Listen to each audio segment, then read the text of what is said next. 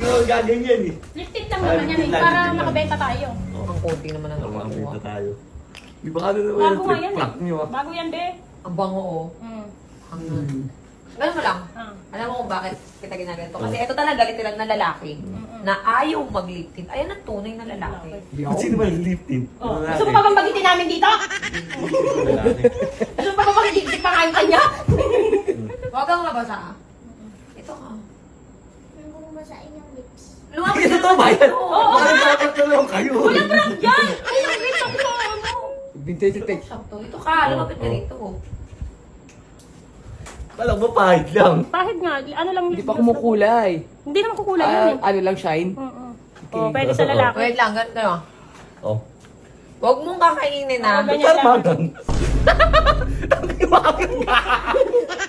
Hindi, bobo. Hindi naman hanggang. Mabdi. Hindi. Mabdi. Gagi. Hindi. Hindi ka ko gagawin. Ang inilawin mo. Huwag mo tatagalin lalo mga hati yan. Huwag mo tatagalin lalo mga hati. Oh, nakakalin kita. Para mamagayong mga hati. Uy! Ang mabdi. Anghang? Nada ako naman. Naprank mo na naman ako. Anghang? Oh, parang... Mga magapan na lalaki yung uso mo ganun. Pag yun, ito ang... Hindi pantay.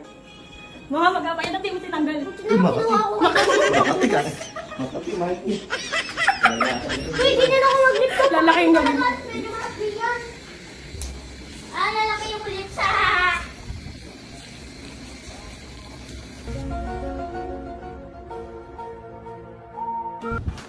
Ay, wala akong question.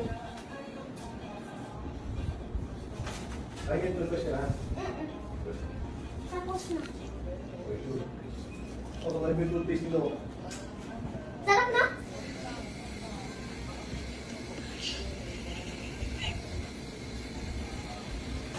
Tubig dapat yan ah. Oo, maano, Mia.